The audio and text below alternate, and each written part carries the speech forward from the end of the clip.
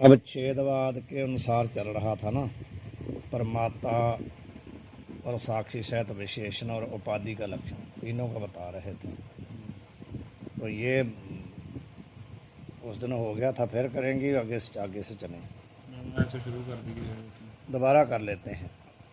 यहाँ ते इतना भेद है जो अवच्छेदवाद अंगीकार करे हैं तिनके मत में।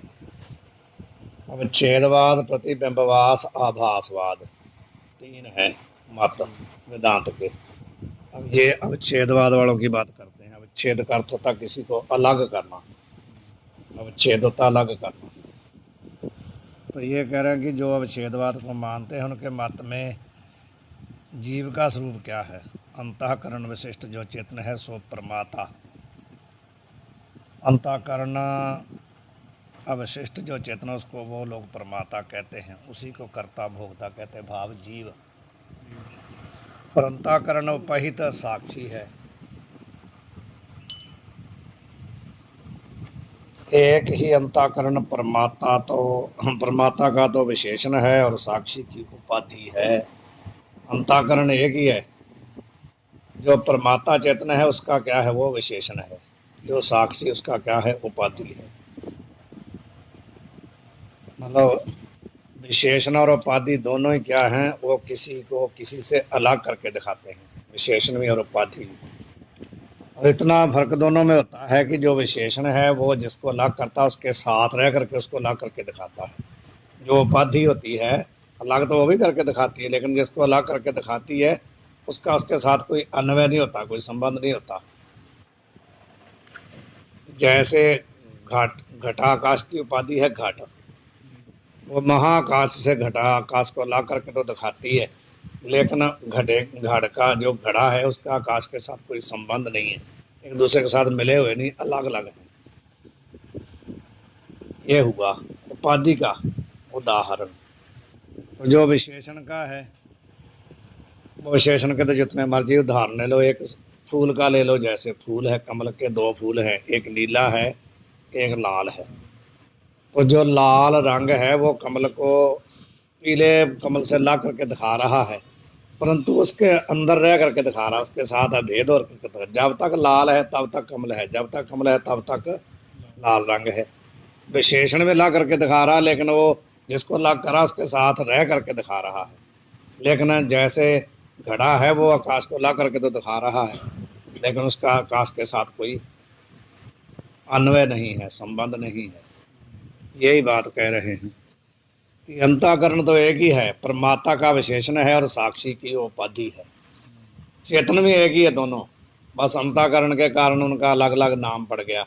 जहाँ पर अंतःकरण विशेषण है वहाँ चेतन को कह देते हैं प्रमाता, जहाँ पर अंतःकरण उपाधि है उसको कह देते हैं साक्षी। जो उपाधि विशिष्ट होता है उसको उपहित कहते हैं, जो अंतःकरण विशेषण साथ होता है उसको अवशिष्ट कहते हैं। तो अंतःकरण विशिष्ट जो है वो हुआ जीव परमाता, और अंतःकरण उपहित जो होता है, उपहित मतलब उपाधि के सहित, वो हुआ साक्षी। अब कहते हैं स्वरूप विषय जाका प्रवेश होवे ऐसी जो व्यावर्तक वस्तु है सो विशेषण कहिए है। जो मैंने अभी आपको बताया, जिसका स्वरूप में प्रवेश होता है, ऐसी व्यावर्तक होता है किसी को अलग करने वाला, व्यावर्त होता है जिसको अलग किया जाए। ऐसी जो व्यावर्तक वस्तु है सो विशेषण कहते हैं।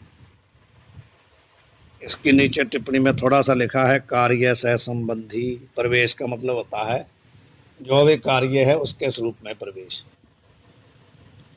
और पदार्थ से भिन्नता करके वस्तु के स्वरूप को सो जो जनावे सो व्यावर्तक कहिए हैं। एक एक चीज का पदकृत कर रहे हैं। विशेषण का पहले नाम आया तो विशेषण की परिभाषा बता दी, अब उसके साथ में व्यावर्तक शब्द आ गया तो व्यावर्तक की, व्यावर्तक किसको कहते हैं, पदार्थ से भिन्नता करके वस्तु के स्वरूप को जो जनावे उसको कहते हैं व्यावर्तक।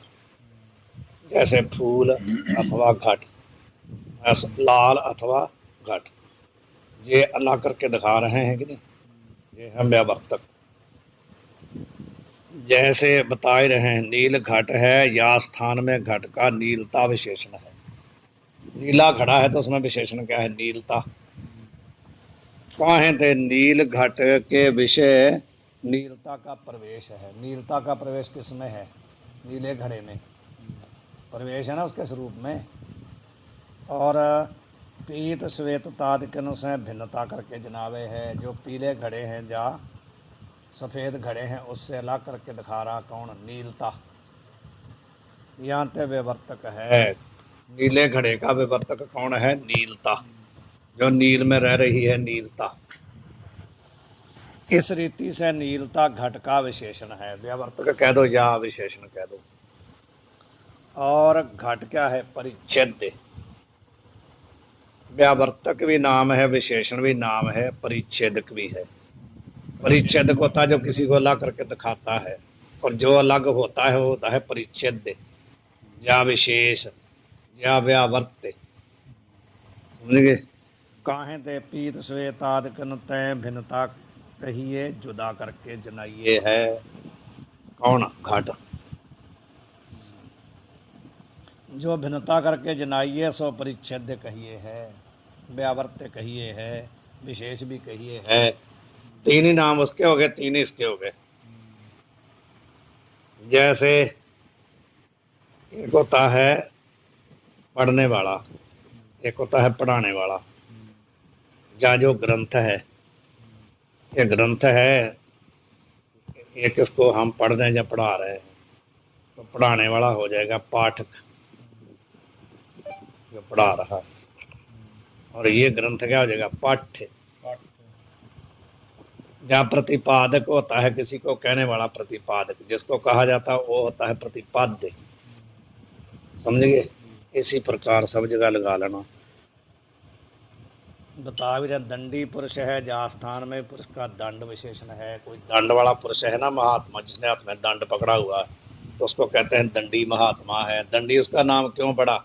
उसका विशेषण है दंड, जो उसने हाथ में पकड़ा हुआ है। जैसे कोई लांगरी है, कोई पाठी है, कोई कुछ भी है, उसका नाम इसलिए पड़ा ना, पाठी उसको क्यों बोलते हैं? उसका पाठ करना उसका विशेषण है, इसलिए उसको पाठी बोल देते हैं, ग्रंथी बोल देते हैं। ये सब विशेषण के कारण ही उसके नाम पड़ रहे हैं। इस रीति से परमात्मा का अंतःकरण विशेषण है। जो रीति ऊपर बताई उससे सिद्ध क्या हुआ? परमात्मा का कौन विशेषण है? अंतःकरण। काहे ते परमात्मा के स्वरूप विषय अंतःकरण का प्रवेश है। परमात्मा के स्वरूप में अंतःकरण प्रवेश हुआ है ना, अंतःकरण के सहित है ना वो। और प्रमेय चेतन से भिन्नता करके परमात्मा के स्वरूप को जनावे है। अंतःकरण जो है वो क्या है? परमात्मा को किससे अलग कर रहा है? प्रमेय से। परमात्मा का भी तो स्वरूप बता के आए हैं। अंतःकरण विशिष्ट चेतन को कहते हैं। परमात्मा का अर्थ है जीव। परमात्मा जीव का ही नाम है, लेकिन वो कौन सा है? अंतःकरण विशिष्ट चेतन। जिस चेतन का अंतःकरण विशेषण है उसको अंतःकरण के सहित कहते हैं परमात्मा। परमात्मा होता है जानने वाला, प्रमेय होता है जिसको जाना जाए, प्रमाण होता है जिसके द्वारा जाना जाए। परमात्मा, प्रमाण, प्रमेय तीन हो गए ना। प्रमेय हो गया विषय, परमात्मा हो गया जानने वाला, प्रमाण हो गया जिसके द्वारा जाना जाए। आँख है, कान है, नाक है, जो भी है साधन, उसको प्रमाण कहते हैं। तो हो गया। इसलिए कहते हैं परमात्मा को प्रमेय से ला करके दिखाता है, इसलिए इसको क्या कहते हैं? व्यावर्तक। या वस्तु का स्वरूप विषय प्रवेश ना होवे और व्यावर्तक होवे सो उपाधि कहिए है। अभी मैंने बताया था आपको कि उसका जिसको अलग करा उसके स्वरूप में प्रवेश तो नहीं है, फिर भी उसको अलग करके दिखा रहा है, उसको कहते हैं उपाधि। जैसे मतलब पाठी भी विशेषण हो गया कि वो पाठ करता, तो ये मतलब उपाधि की होगी कि उपाधि तो शरीर को लेकर के कहेंगे ना। जैसे आत्मा को अलग करके दिखा रहा है कौन? उपाधि, जीव को। ये उपाधि जो शरीर है इसी के कारण चेतन का नाम जीव पड़ गया ना। तो ये है, ये क्या है? इसमें अंतःकरण जब उपाधि बना है तब इसका नाम जीव पड़ा है। यदि उपाधि हटा देंगे, लेकिन उसकी उस उपाधि का इसके स्वरूप में कोई प्रवेश नहीं है, अलग है। इसका है तो बंद कर दो।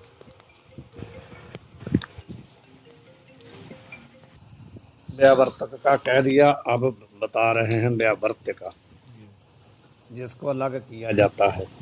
घटाकाश जो है सो मान प्रमाण अन्न को अवकाश देवे है।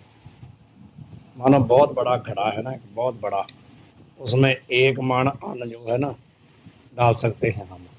तो कह रहे हैं जो घटावकाश, जो घटाकाश है ना, एक मान अन्न को जगह देता है ना। जो घड़े के अंदर आकाश है, अन्न उसके अंदर ही टिकेगा ना, घड़े में थोड़ी टिक रहा। घड़ा तो खुद आकाश में है। तो घड़े के अंदर जो आकाश है वही अवकाश दे रहा है अन्न को। तो कह रहे हैं कि घटाकाश जो है सो मान प्रमाण, मान समझते हैं ना, जो मिटती है का मान परिमाण, एक एक परिमाण का अर्थ होता भी इतना, अन्न को अवकाश देवे है या स्थान में। हाँ जी, सब ऊपर रह गया। जैसे, अच्छा इसमें एक उदाहरण दे रहे हैं, जैसे उपाधि का उदाहरण देंगे ना। जैसे नैयायिक के मत में कर्ण शुष्कुली से अविच्छिन्न जो आकाश है सो श्रोत्र कहिए है। तर्क संग्रह में आया भी श्रोत्र किसको कहते हैं। वो कहते हैं जो कान के अंदर जो छिद्र है ना, छिद्र, शुष्कुली का मतलब छिद्र, जो ये छिद्र है ना, इसके अंदर जो आकाश है उसको वो कान कहते हैं, इसको पूरे को नहीं कहते हैं। जो कर्ण शुष्कुली के अंदर जो आकाश है ना उसको वो कहते हैं श्रोत्र, उसका नाम श्रोत्र है, श्रोत्र इंद्रिय। तो कहते हैं या स्थान में कर्ण शुष्कुली श्रोत्र की उपाधि है। तो ये जो छिद्र है ना, ये उस आकाश का क्या हुआ, उपाधि। कहाँ थे श्रोत्र के स्वरूप विषय तो कर्ण शुष्कुली का प्रवेश है नहीं। जो छिद्र है उसका आकाश के स्वरूप में प्रवेश थोड़ी है। आकाश के अंदर जो रह रहा है उसके अंदर शुष्कुली का, छिद्र का प्रवेश थोड़ी है। छिद्र अलग है, आकाश अलग है। शुष्कुली मतलब छिद्र, ये वाली मोरी जिसको बोलते हैं छिद्र, इसको शुष्कुली उनका नाम है। और बाहर के आकाश तय भिन्नता करके श्रोत्र कुंज नावे है। शुष्कुली का उसमें प्रवेश नहीं है, पर फिर भी बाहर के महाआकाश से उसको ला करके दिखा रही है ना। यहाँ पे व्यावर्तक है, इसलिए कर्ण शुष्कुली क्या होगी, आकाश की व्यावर्तक उपाधि। अब आगे कहते हैं घटाकाश जो है सो मान परिमाण अन्न को अवकाश देवे है। जा स्थान में भी आकाश की घट क्या है, उपाधि। कहाँ है दे मान अन्न को अवकाश देने वाला जो आकाश है, ताके स्वरूप विषय तो घट का प्रवेश है नहीं। जो आकाश अन्न को अवकाश दे रहा है ना घड़े के अंदर वाला, उस आकाश के स्वरूप में तो घड़ा नहीं ना घुसा हुआ। घड़ा अलग है, वो अलग है, लेकिन फिर भी घड़ा उसको अलग करके दिखा रहा है ना महाकाश से। इसलिए कहते हैं कि घाट क्यों नहीं प्रवेश उसमें, घाट पार्थिव है ताकि विषय अवकाश देना बने नहीं। पार्थिव मतलब मिट्टी का, पृथ्वी का जो बना उसको पार्थिव कहते हैं।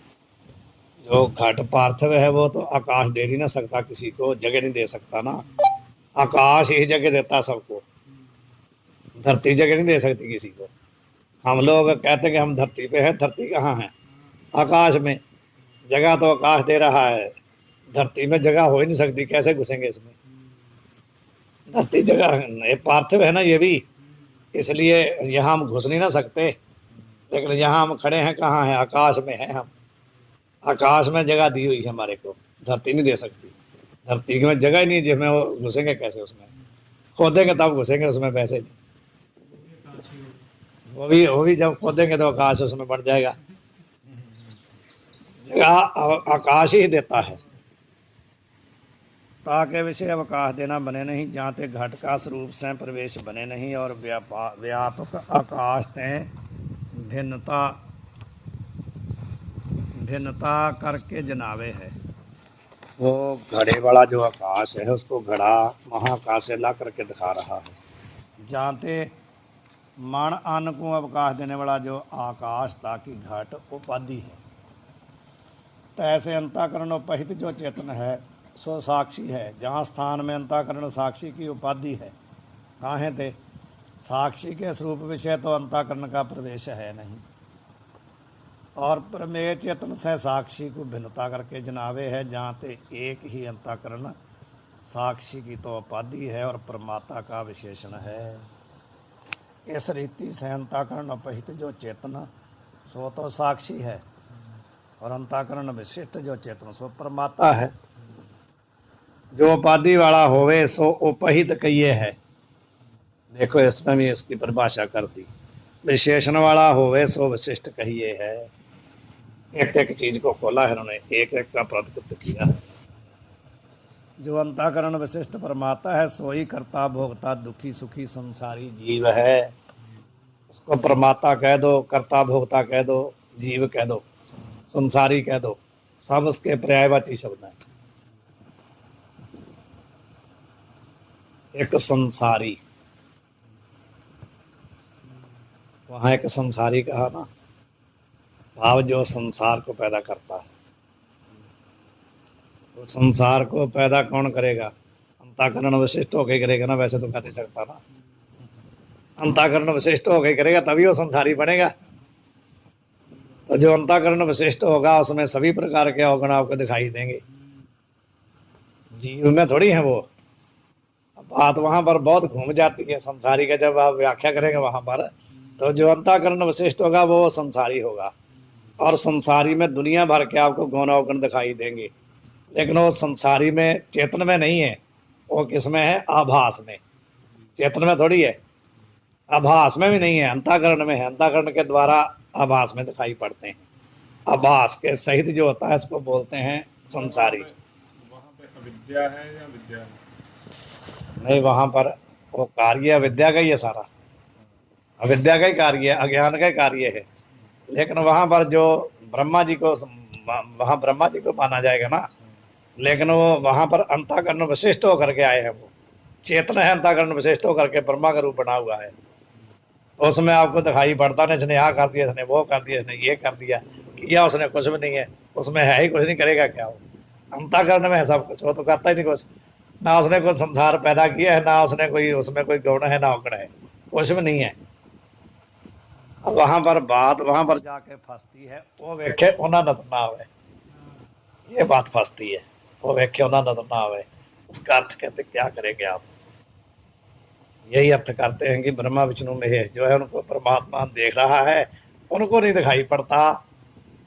आपने बोला ना कि वहाँ पे आभास है। अब आभास मतलब आभास सहित अंताकरण विशिष्ट जो है, आभास के सहित, अंताकरण के सहित जो प्रतिबिंब है उसको कहते हैं विशिष्ट, या जीव या संसारी। मतलब फिर वो अविद्या में होगा ना? अविद्या में नहीं, अविद्या का कार्य विद्या में तो रहेगा। जो जिसका कार्य होता है उसमें रहेगा ना। घड़ा है मिट्टी का, कार्य तो मिट्टी में रहेगा। अविद्या में तो है ही। विद्या पीछे हमने पढ़ा था कि जो विद्या से आता है आभास है वो जीव होता है। वो तो कह ही रहे हैं। नहीं, फिर हम उनको जीव मानेंगे। तो इसलिए तो वहाँ पर तो उसको मानना ही पड़ेगा ना, मानना तो पड़ेगा। उसको मानेंगे, जीव नहीं मानेंगे, वहाँ पर ईश्वर मानेंगे। एक अविद्या अवशिष्ट है, एक क्या है, उसको क्या बोलते हैं, एक की उपाधि अविद्या है। एक भी विद्या नहीं, विद्या नहीं है, दो बताई थी वहाँ। यही हमारे एक ईश्वर की उपाधि क्या है? ईश्वर की उपाधि थी हमारे विद्या सहित आभास। नहीं, ऐसा नहीं है, दोनों ने अविद्या ही है। और उसमें क्या है, एक है सतोगुण, मरण सतोगुण विशिष्ट है, एक शुद्ध सतोगुण वाली अविद्या है। ये था, भूल गए ना आप। जो ईश्वर की उपाधि है वो क्या है, शुद्ध सतोगुण वाली है तो भी अविद्या ही, लेकिन वो शुद्ध सतोगुण वाली अविद्या है। जो जीव की उपाधि है मरण सतोगुण वाली अविद्या है। ईश्वर की उपाधि माया है, जीव की उपाधि अविद्या है। समझ आई? तो माया का मतलब है शुद्ध सतोगुण वाली, अविद्या का अर्थ है मरण सतोगुण वाली। तो वहाँ पर वो ईश्वर रूप है ना, वहाँ पर शुद्ध सतोगुण वाली जो है उसकी माया उपाधि है। वो कैसा है उसमें ये भी फर्क बताया था। जो ईश्वर है वो शुद्ध सतोगुण वाली माया उपाधि होने करके अपने स्वरूप को भूलता नहीं है। वो अपने माया को अपने अधीन करके रखता है। जो जीव है वो मरण सतोगुण वाली उपाधि वाला, इसलिए वो अपने आप को भूल जाता है और विद्या के अधीन हो जाता है। तो वहाँ पर वो संसार को उत्पन्न कब कर रहा है, उसने माया को अपने अधीन किया हुआ है। समझ गए? माया को अपने अधीन किया हुआ है। पैदा तो माया ही करती है, लेकिन उसकी सत्ता दे रहा उसको बस। पैदा वहाँ भी माया कर रही हो, कुछ नहीं करता। क्योंकि वहाँ पर सब स्पष्ट कर दिया यो कैसा संसारी है, ईश्वर रूप है। वो कहाँ स्पष्ट होता है? एका माई, माई से स्पष्ट होता है कि वो ईश्वर है, जीव नहीं है। माई किसको कहते हैं? मायाम तुम प्रकृति विद्यानम माइनम तो महेश्वरम, एक श्रुति है। मायाम तो प्रकृतम विद्याद, माया को तो प्रकृति जानो, माइनम तो महेश्वरम, जो माया के सहित है उसको महेश्वर मानो, ईश्वर मानो। ये काठोपनिषद की श्रुति है जो स्पष्ट कर रही है उस बात को। माई को, माई का अर्थ लगाना हो तो ये श्रुति बताएगी। मायाम तुम प्रकृतिम विद्यात, माया को तो प्रकृति जानो, माइनम तो महेश्वरम, माइनम, माइनम शब्द है उसका प्रथमा विभक्ति के एक वचन में बनेगा माई, माई बनेगा। वही बता पाएगा जो जिसको समझ आएगा माई बना कैसे है, वो वहाँ माई का अर्थ कर पाएगा, दूसरा नहीं कर पाएगा। माई का अर्थ ईश्वर, ईश्वर का अर्थ है जो माया को अपने अधीन रखता है, वो ईश्वर है जिसकी शुद्ध सतोगुण वाली माया उपाधि है। उसका अर्थ करना हो उस पौड़ी का तो कई दिन लगेंगे, कई दिन लगेंगे। माइनम हो गया ब्राह्मण, माई का अर्थ ब्रह्म नहीं, ईश्वर। माइनम का अर्थ ईश्वर, ईश्वर तो ब्रह्म में अंतर है ना। प्रकृति में माया में मेरे को नहीं, प्रकृति तो माया की बात है। जो सांख्य वाले हैं वो माया को प्रकृति कहते हैं, उनका नाम है प्रकृति। जो वेदांती हैं वो उसको बोलते हैं माया, और सांख्य वाले बोलते हैं प्रकृति। उसका अर्थ है प्रकृति का मतलब माया। तो माया के सहित जो है, माया वाले को बोलते हैं माई, माया वाला। जैसे धन वाले को क्या बोलते हैं? धनी। ऐसे माया के सहित है जो उसको बोले हैं माइनम, माइनम का मतलब माई, माई का मतलब ईश्वर। वहाँ एका माई, जो एक ईश्वर है, जो एक है, एका का अर्थ वहाँ पर कह दिया कि जो कभी भी दो हो नहीं सकता, जो द्वैत से रहित है। उसका अब क्या होया? जगत व्यायी, जुगत व्यायी। वास्तव में कहते वो एक है, एका लगा के वहाँ बता दिया, वास्तव में वो कभी भी द्वैत में आ नहीं सकता। लेकिन जहाँ क्या हुआ? जुगत व्यायी, जब वो माया के साथ जुगत हुआ तो तब वो कहते हैं ईश्वर बन गया। तो फिर माया के साथ जुगत होने से क्या हुआ? उस एक का तीन हो गया। व्याय का मतलब व्याय का मतलब होता प्रसूता हुई, सुई जिन्हों कहते हैं आप है ना, मझ सुई है, गां सुई है। सुई का मतलब व्याई, प्रसूता हुई, उसने बच्चे दिए। माया जब ईश्वर के साथ साथ मिली तो प्रसूत हुई, उसने 3 बच्चे दिए हैं। जुगत अर्थ मिली, हाँ जी, जुगत का अर्थ जुगत, जुगत का अर्थ मिली उसके साथ। जैसे किसी की शादी होती है, ईश्वर के साथ जब उसका संबंध हुआ, ये कहेंगे संबंध हुआ।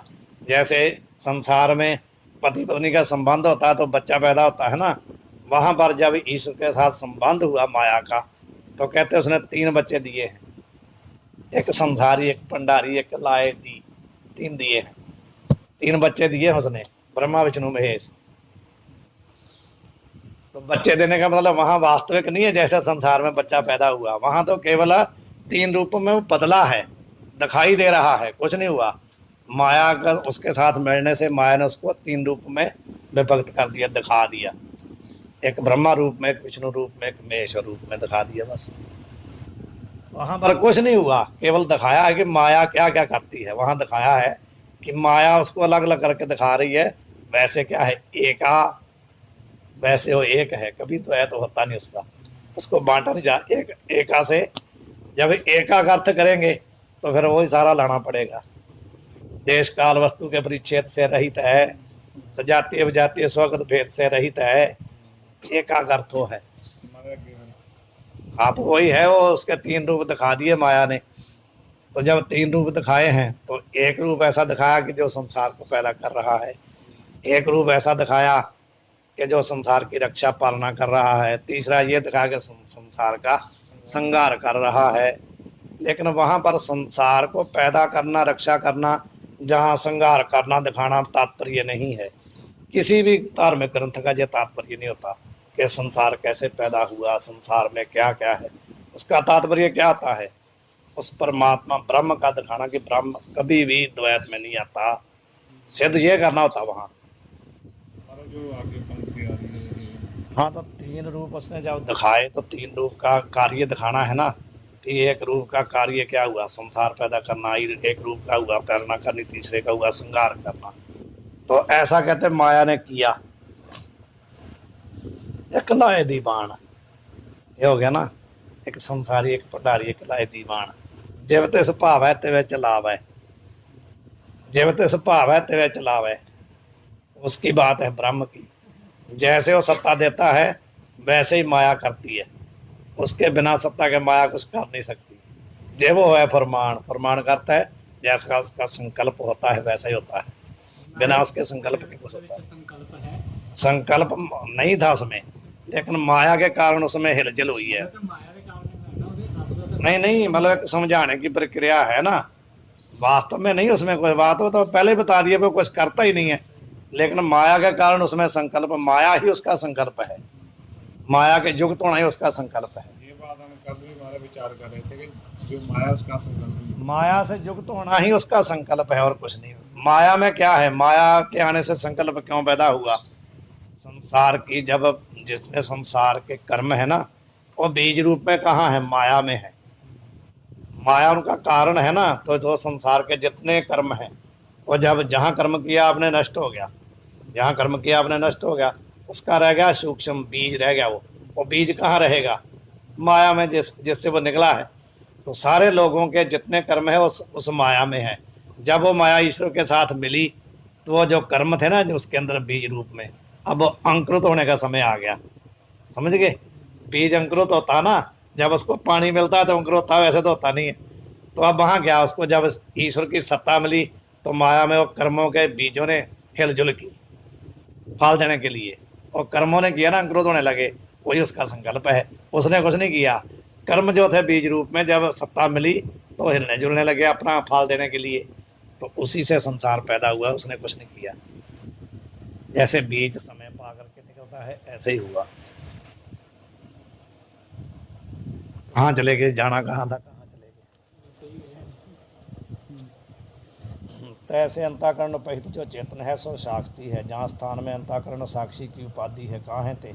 साक्षी के स्वरूप विषय तो अंताकरण प्रवेश, अंताकरण का प्रवेश है नहीं, और प्रमेय चेतन से साक्षी को भिन्नता करके जनावे है। जहाँ ते एक ही अंताकरण साक्षी की तो उपाधि है और परमात्मा का विशेषण है। ये कर रहे थे ना कि जो उपाधि वाला होवे उसको उपहित कहते हैं, जो विशेषण वाला होवे उसको विशिष्ट कहते हैं। जो अंताकरण विशिष्ट परमात्मा सोई करता भोगता सुखी दुखी संसारी जीव है। यह अवच्छेदवाद की रीति है। एक मत बता दिया, अवच्छेदवाद, ये तीनों मत याद रखने आपने। अवच्छेदवाद, आभासवाद, प्रतिबिंबवाद, ये तीन मत हैं। अलग अलग आचार्यों का थोड़ा थोड़ा मानने में फर्क है। यही फर्क याद करना भी, अवच्छेद वाले जो है वो जीव को क्या मानते हैं, आभासवाद वाले जीव का स्वरूप क्या मानते हैं, प्रतिबिंबवाद वाले क्या मानते हैं, थोड़ा थोड़ा अंतर है बस। ये ਜਿਹੜਾ ਹੁਣ ਆਪਾਂ ਗੱਲ अभी जो बताया ये है अवच्छेदवाद, अब बता रहे हैं आभासवाद। आभासवाद में आभास सहित अंताकरण जीव का विशेषण है। अवच्छेदवाद में क्या बताया था, ये यहाँ से फर्क निकालना। उन्होंने कहा था कि अंताकरण विशिष्ट जो चेतन है सो परमात्मा है। और ये कहते हैं कि आभास सहित अंताकरण जो है वो क्या है, जीव है, जीव का विशेषण है, ये कहते हैं। आभास सहित अंताकरण, आभास सहित अंताकरण साक्षी की उपाधि है। वहाँ केवल अंताकरण को बताया था, यहाँ पर आभास सहित अंताकरण को, जो उसमें उस ब्रह्म का जो उसमें छाया पड़ रही ना, उसको आभास कहते हैं। आभास के सहित जो अंताकरण है, इनके मत में वो जीव का विशेषण है, उनके मत में अकेला अंताकरण विशेषण है, और उपाधि भी ऐसे ही है। साभास अंताकरण विशिष्ट चेतन जीव है, ये फर्क हुआ। वहाँ पर जीव कौन था, अंताकरण विशिष्ट। यहाँ पर क्या है, साभास अंताकरण विशिष्ट। हाँ, वहाँ पर था केवल अंताकरण विशिष्ट। ये फर्क है दोनों का। अब कहीं भी इसको अच्छी तरह रट लो, तो कहीं भी वेदांत सम्मेलन में बोलो ठोक के आप रटा हो, आपको अच्छी तरह रट के और अपने अंदर घटा हो। रटना तो एक, पहले तो रटना ही पड़ेगा, उसके बाद अंदर घटा हो, तो फिर वेदांत सम्मेलन में बोलो ठोक के आप कहीं भी वेदांत की प्रक्रिया चल रही हो, उसको पूरे कॉन्फिडेंस से बोलो, पता चलेगी हाँ इनको कैसे वेदांत इन्होंने लगाया है। कि किसी आचार्य के मत में ऐसा है, किसी आचार्य के मत में ऐसा है। लेकिन उनका तात्पर्य सबका एक है, ब्रह्म के साथ आपको अभेद कराना। यहाँ जीव जीव का बताना उनका तात्पर्य नहीं है, ये केवल प्रक्रिया है समझाने के लिए। साभास अंतःकरण विशिष्ट, आभास सहित अंतःकरण साक्षी की उपाधि है। साभास अंतःकरण विशिष्ट चेतन जीव है, साभास अंतःकरण उपहित चेतन साक्षी है। बस थोड़ा थोड़ा समझने में अंतर है। यद्यपि दोनों पक्ष में विशेषण सहित चेतन जीव है, सो ही संसारी है।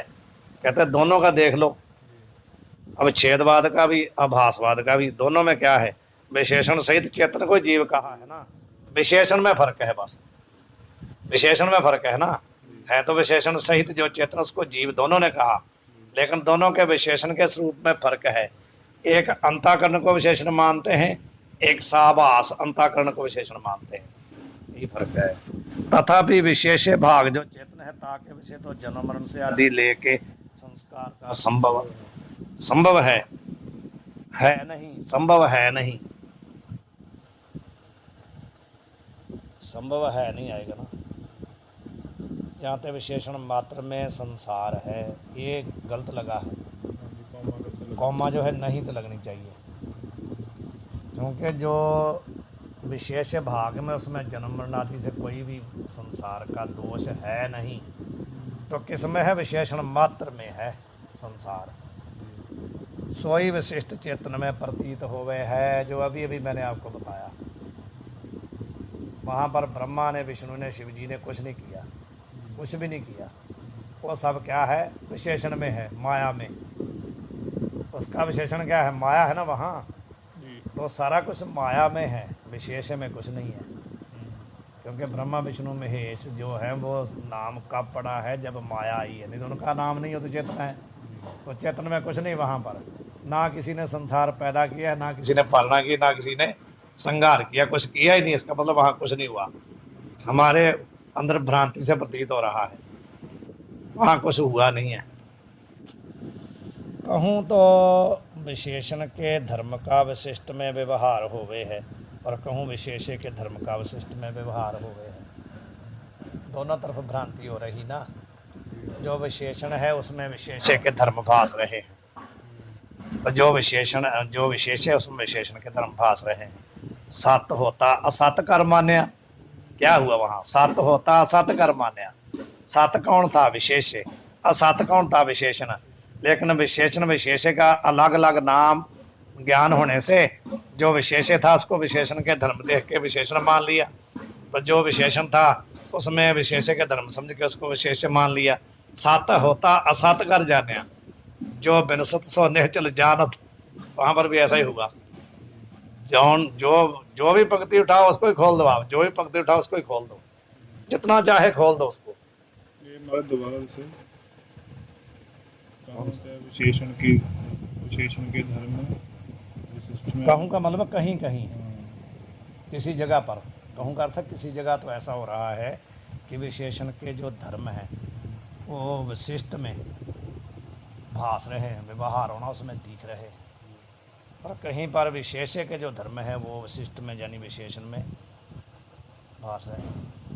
विशिष्ट का अर्थ होता जो परमात्मा कहो या जीव कर्ता भोक्ता कहो, उसमें विशिष्ट का अर्थ वही आएगा, विशेषण नहीं आएगा। विशिष्ट का मतलब होता जो विशेषण के सहित है, उसमें कहूँ विशेषण विशेष भी जीव ही है यहाँ। विशेष तो अकेला नहीं है, विशेषण के सहित जो है वो जीव है। विशेष हुआ चेतना, विशेषण हुआ अंतःकरण, जहाँ साभास अंतःकरण, ये है। विशेष से वही लेना है जो विशेष जिसको बोलते हैं हम, विशेषण वाला। पंजाबी में विशेष कह देते हैं, संस्कृत में विशेष कहते हैं। विशेष होता है विशेषण वाला, समझ गए।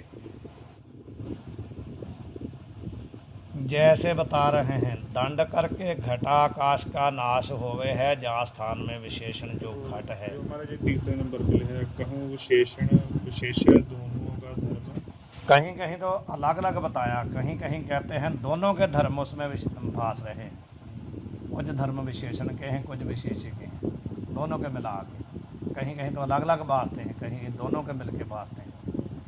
अब बता रहे हैं उदाहरण देके, जैसे दंड करके घटाकाश का नाश हुए है, या स्थान में विशेषण जो घट है ताका दंड करके नाश हुए है, और विशेष जो आकाश है ताका नाश बने नहीं।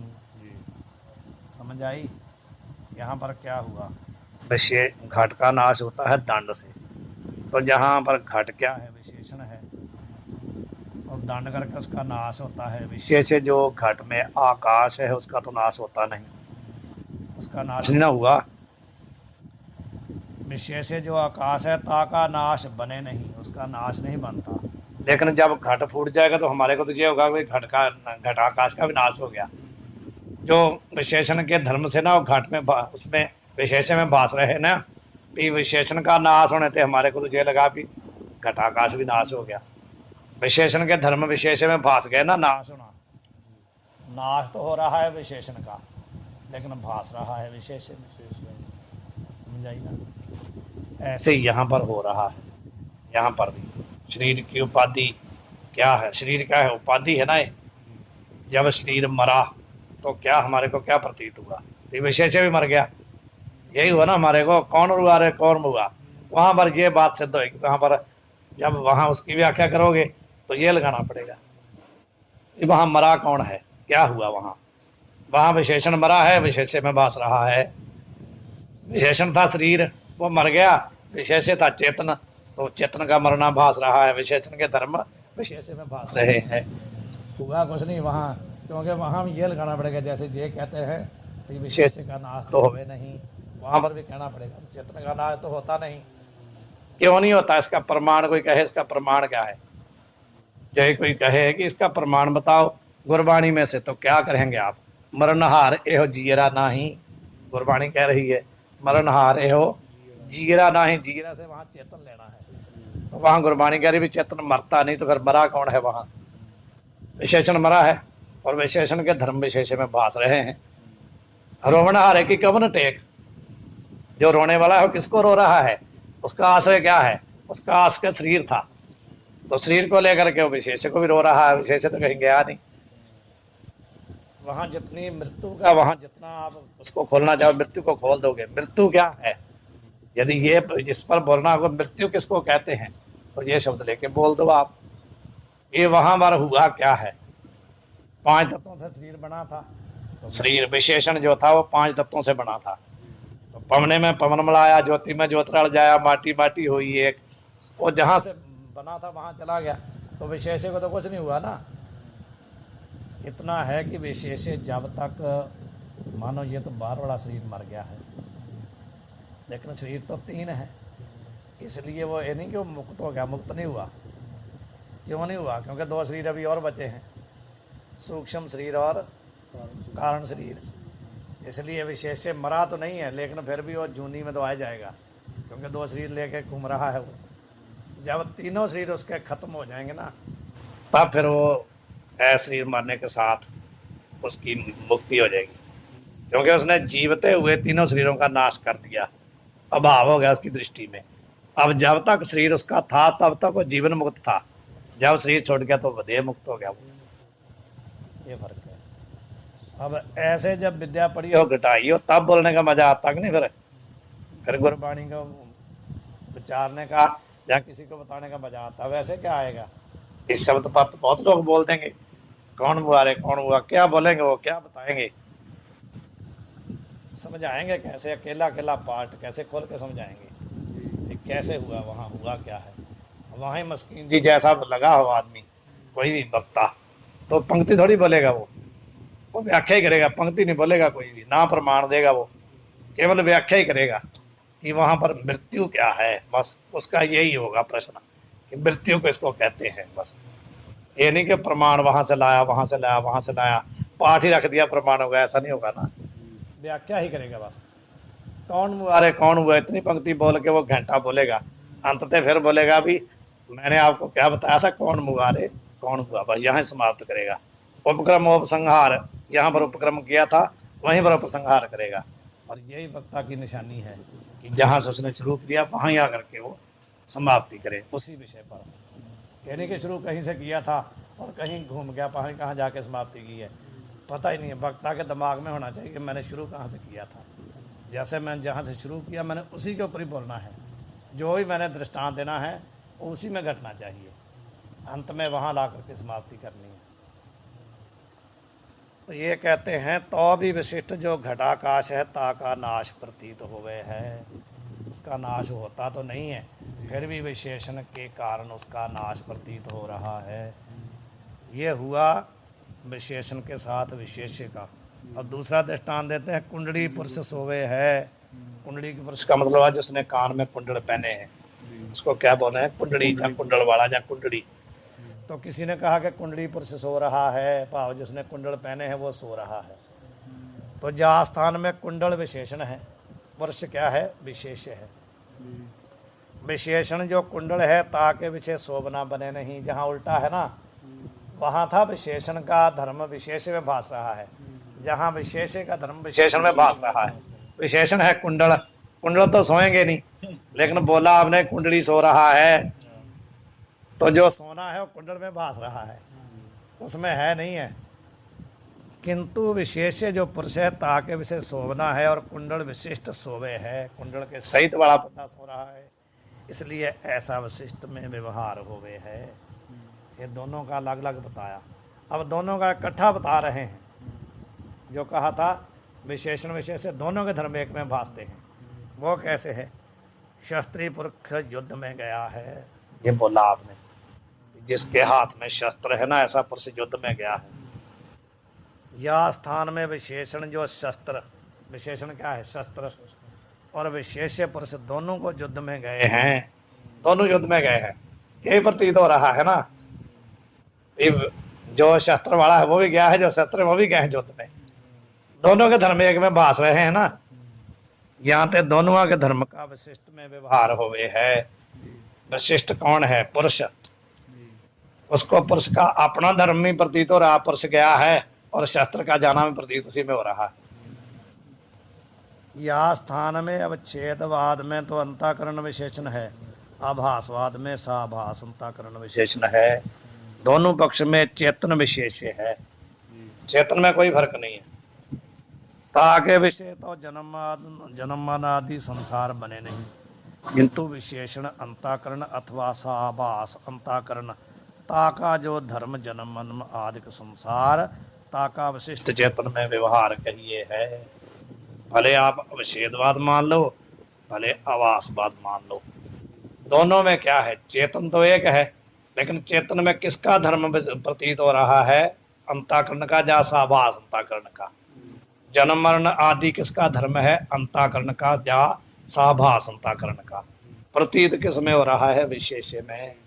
तो जहाँ बिल्कुल स्पष्ट हो गया कि हमारे में जन्म मरण नहीं है, तीनों कालों में नहीं है, ना कभी हम जन्मे हैं ना मरेंगे। जन्म किसका हुआ है, शरीर का, मरण किसका होगा, शरीर का। हम शरीर जन्मने से पहले भी थे, शरीर मरने के बाद भी हम रहेंगे, जैसे थे वैसे ही रहेंगे, ये नहीं कि बदलेंगे। जैसे हम थे, सच्चिदानंद थे पहले भी, अब भी हैं, हम भी आध सच जुगाद सच है सच हैं, लेकिन हमारे समझने में अंतर है कि हमने समझा नहीं है। व्यवहार नाम प्रतीति का और कहने का है, कहा था ना, व्यवहार होता है, भाव कहा जाता है, या प्रतीत होता है या कहा जाता है। किस रीति से आभासवाद और अवच्छेदवाद का भेद है, ये तो दोनों का भेद बताया। अब आगे जाकर के आभासवाद की श्रेष्ठता बताएंगे। अवच्छेदवाद से आभासवाद श्रेष्ठ है। वाहिगुरु जी का खालसा।